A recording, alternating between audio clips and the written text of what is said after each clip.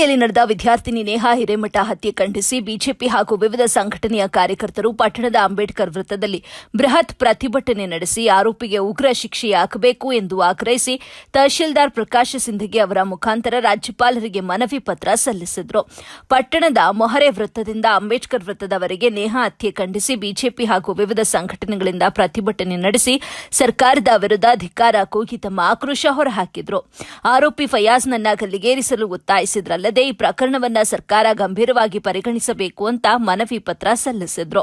ಈ ಸಂದರ್ಭದಲ್ಲಿ ಮುಖಂಡರುಗಳಾದ ಸುರೇಶ್ ಗೌಡ ಪಾಟೀಲ್ ಸಾಸನೂರ, ಮಾಂತೇಶ ಬಿರಾದರ, ಪ್ರಕಾಶ್ ಡೋಣೂರ ಮಠ, ಮಾಂತೇಶ ವಂದಾಲ, ಸೋಮು ದೇವೂರ, ಕಲ್ಮಶ್ ಬುದ್ದಿ, ರಮೇಶ ಇಂಗಳಗಿ, ಜಕ್ಕು ದೊಡ್ಡಮನಿ, ದಯಾನಂದ ರಾಠೋಡ ಪಿಂಟು, ಬಾಸುತ್ಕರ ಸೇರಿದಂತೆ ಬಿಜೆಪಿ ಮಂಡಳದ ಪದಾಧಿಕಾರಿಗಳು, ಮುಖಂಡರು ಹಾಗೂ ವಿವಿಧ ಸಂಘಟನೆಯ ಕಾರ್ಯಕರ್ತರು ಉಪಸ್ಥಿತರಿದ್ದರು. ವರದಿ ಅಮೀದಾ ಮುಲ್ಲಾ, ಎಬಿ ನ್ಯೂಸ್, ದೇವರಹಿಪ್ಪರಗಿ.